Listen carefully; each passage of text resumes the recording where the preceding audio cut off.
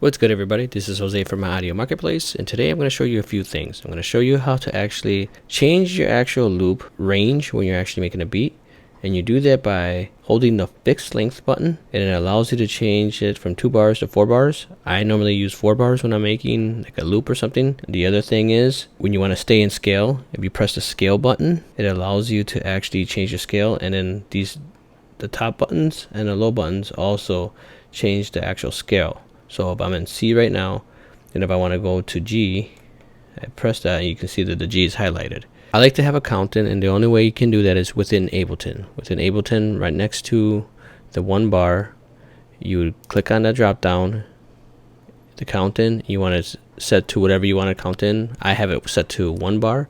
You can set it to whatever you want.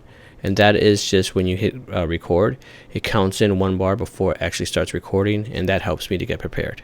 Hope this video helps someone out there. Like always, please comment below if you have any questions, subscribe, share, hit that like button. See you on the next one.